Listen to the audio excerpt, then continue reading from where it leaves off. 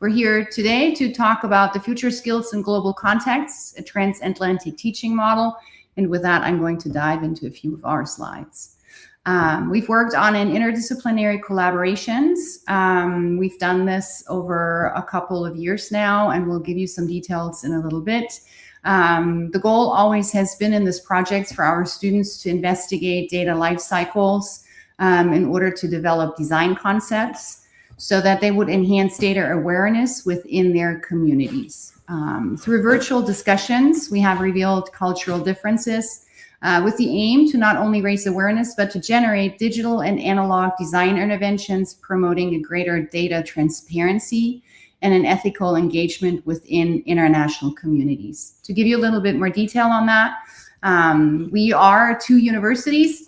Obviously, we're 2 faculty. There are some other players in the field, but this is our 3rd year for cross collaboration. And the way that we're doing this is we have MA students from the TH Köln and from the Köln International School of Design. And we have BFA students from the Texas State University, San Marcos. So we have those master's students and those bachelor students joining in a classroom for the last 3 spring semesters. We have, during the spring semester, a joint kickoff. We run this kickoff over Zoom, and that means that all of Texas State students are meeting in one space. As you can see here, a couple of pictures. There's one at the top that was in the 2024 semester of all of my Texas State students. And then we have at the same time, although 7 hours ahead of that time from Texas time, we have the Cologne International School of Design students, including also some students from the TH Köln, so that we have a kickoff where we spend 6 hours together. This starts with the university in Cologne with breakfast. Actually, that's not true. You guys actually do lunch. We do have breakfast. And then we work together and do introductions. So this kickoff really is more meant as a mingling. This is the first time where our students meet, also in person, the students together, because at that point, up until that point, the students have only met each other within their university online. So this is also the first time that the students actually physically get together within their own communities. And then meet in the large 2 Zoom rooms in order to really just personally get to know one another. That has not much to do with data at that point, not much to do with analytical or digital or any of that kind of like thinking, but more in the sense of really meeting one-on-one, talking about where do you live, what's in your environment that you study in, and you as a student, how do you live? So we have 3 Zoom feedback team sessions that then follow that initial kickoff. Those actually run over 6 weeks. So usually every other week we meet, most of the time 11 o'clock in the morning in Texas, 6 o'clock at night in Cologne. And we then have a final presentation. That final presentation is also over Zoom with all students together again in a Zoom room. But then there's also a final presentation on the Cologne campus. And you will see on the picture on the bottom there, that was the students that were actually joining from Texas State campus to visit Cologne. That just happened a couple of weeks ago, where all of the students from Cologne presented and 3 of the students from Texas were actually also working. We work together on a Miro board. So this Miro board is our physical place where all of the students have access, all of the students upload, interact with one another within their teams. The students work with their own groups from their own institutions. So we're not actually mixing them together. The point of the class is that they work on their local project together, and they're going to go to the German teams or to the Texas team in order to collect feedback. And that's what they do over the course after the 6 weeks afterwards. So here's a timeline. If you want to know how we then split this up, the biggest problem we have is how we're actually breaking up the semester. So my semester starts in January. Elisabeth's actually starts in April. So she's asking her students to come 2 weeks early. So we kick off at the end of March usually. We then 2 weeks later have a first check-in. At that point, they are talking about their specific project and the specific data that they actually do want to analyze, and they collect feedback. And then 2 weeks later in April, they're going to go through their kind of like first phases of where they have really now navigated their data. And then the mid-May, which is at that point, 6 weeks later, 5 weeks later, we have the final presentations at Texas State. That's when my semester is over. And then 2, 3, 4 days, usually Elisabeth has her final presentations on KIST campus. So we're going to show you a few of our projects now, just to give you an idea, because it's important to understand that our students are coming from various different backgrounds when it goes about collecting their data. So this is a project, for example, of a group of 4 students that collected data on stores that were still selling comic books, and how many people actually were engaged in that process, and how they could actually encourage and raise awareness that these comic book stores actually were available, because it seems that a lot of people think that they do not exist any longer, but they do, and they wanted to make sure that people were actually engaging with that community kind of like in that area. The next one is Mind Mosaic called, and that was an overall kind of like feeling of talking about data in how the health of student body on Texas State campus was navigated, and how students could help one another when they were going through health crises, and how they could at that point show the data that was available on how students were doing on campus in order to help support student health on campus overall. This one was River as a Connector. The idea was to collect data about how the river, which is a very dominant spot within the community of San Marcos, was actually used not only by students, but also by anyone living in San Marcos. So data was collected, how the river was used, for what the river was used, to make that data available on a daily basis for people to then be in a position whenever they wanted to go to the river, knowing what was going on at that point and how that was going on. So now we're going to show some projects from Cologne. So this was Crumbly Connections called. This was about the overall lovely little window that all of us know whenever you open your website, where it talks about cookies and to accept your cookies. And that was one of those interesting features also for us to discuss for quite some time, as that topic specifically is handled very, very differently.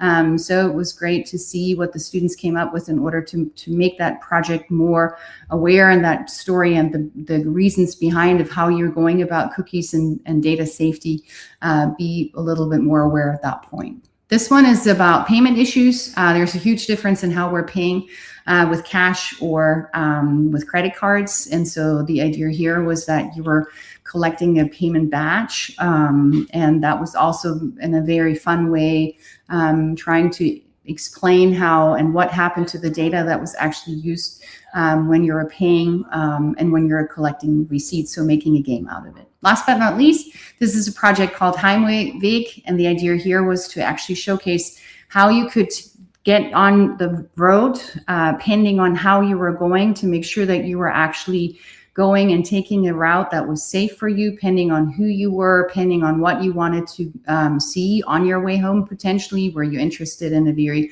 lit up way, or were you interested in walking by a park, or were you interested, so you could actually at that point navigate a map system and the data that was provided through other map systems in order to have more of an impact in deciding on how you wanted to go and take your way home. With that, I'll pass it on to Elisabeth. Yeah, hello from Berlin. We are here at the University Future Festival, and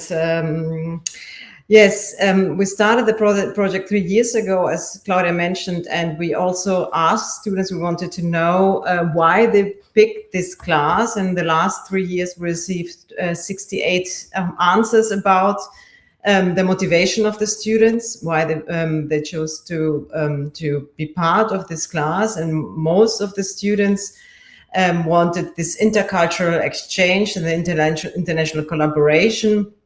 They wanted to work with people from different cultures and countries, and to see the differences and similarities. And also, and this was the second cluster that what we found in the data, was they wanted also to see the different design perspectives and the differences also in design education between Germany, Europe and US. And they wanted to see how design is influenced within different cultural contexts. We think it's really similar US and Europe, but we saw also in the way of teaching and learning, but also in the way of the design process, there are also sometimes differences, but also similarities. The next point was, for what was interesting for the students was also a desire for personal growth and also to challenge themselves for new experiences, to broaden their skill set or to explore new topics and perspectives. And last but not least, and this is really interesting, was then the subject of the project, data literacy and data relevant topics. And it was also interesting for us to see that the motivation came from this intercultural exchange and international collaboration. This was the highest cluster mentioned in the data from the students' point of view. And the other thing is we were but also really happy that we had also data literacy within these clusters, because it is also sometimes a little bit, it seems a little bit of maybe boring subject, but we chose this subject especially because we know there are differences how data is handled in Europe and the US. And the second thing was that it is really interesting to tell stories with data and to tell also the story of a city with data. And for us, it was interesting to find this subject so that students in US and here in Germany can get to know each other and their cities, San Marcos and Cologne, through the data. And this was also shown by the project that the students did in the last 3 years. So, and then after the class, we asked the students also to tell us what they liked in the class, what they learned, and what they missed or for what they longed for. And so most of the students said the international intercultural exchange, they liked this, the collaboration, the teamwork, and also the peer learning, the exchange during the meetings that we had via Zoom, and also the feedback and communication. But also the structure and organization of the project. And it is a project-based learning scenario. This is a really free and open way of teaching and learning. We give the students at the beginning of the project short introduction in the subject of data literacy, but also in the subject as city as an interface. And then we mostly coordinate the exchange and the working in projects of the students. And so some students said that there was the right amount of guidance and during the project, and also the amount of input was also good, and they liked it. And what they learned, we mapped this output or the feedback of the students to the future skills framework of the Stifterverband. And we wanted to see which future skills we address with this project. Most of the answers were about intercultural competence, but also data literacy was also one competence that we addressed with this subject. Communication skills, cooperation skills, but also ethical and critical competence. And we hope that this was also done during the exchange and the working on their projects of the students. But we had also things that the students missed. This is maybe some students missed the structure because it's, I told it already, it's a really open project-based learning, and some students struggled with this openness. They wanted more clarity and also a rubric to have, maybe because there are also, they know this kind of projects in teaching and learning. Then the time management and scheduling, this is something that the students have to do also by themselves most of the time in the project. And we are also, as teachers, we're trying to to give them guidance, but it's also something that you have to manage by themselves. Challenges in online cooperation and limited integration with international and partner students, because due to this time differences, they can't work together. And this was something that they missed. And it's not possible that they missed to work with German students here in Cologne, and also the other way around. And and this is also what they longed for, more intensive international cooperation. I would have been very cool to work on a project with the KISS students. So more structure and clarity and orientation, and more theoretical input. This was really interesting. And more personal interaction.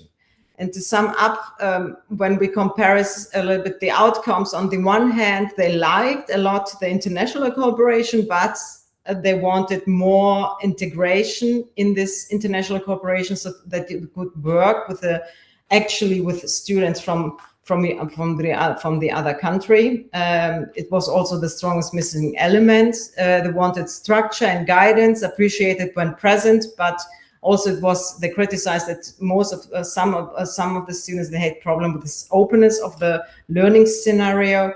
And the learning inputs, there was also positive feedback, but they requested more clarity. So on the one hand, the one outcome for us, so that we can improve this learning scenario for the next time, because we will have 2 more projects in the next years, is on the one hand to enhance the international cooperation, to increase the potential of this international cooperation, maybe to create also groups that are mixed with US and European students. And on the other hand, we have to find a stronger balance between the openness of the learning scenario and the structure. And so, and if we look once again between the motivation of the students when they join the course and then the feedback after the course, is that the motivation was the international collaboration. This was also most appreciated aspect of the course. Then they wanted to have different design perspectives, was also reported, especially with focus of the different cultural contexts and how design is different due to the context, the cultural context. Then they wanted intercultural exchange. It was also a positive experience during the course, and deeper international cooperation desired. This was something that we have also to increase in the future. So alignment between students' initial expectations that are experienced during the course, but point to improve is students wanted even more intensive international cooperation. And we have to talk also about the structure. So this is our final picture. Thank you very much. And we would like to hear your questions or feedback for our project.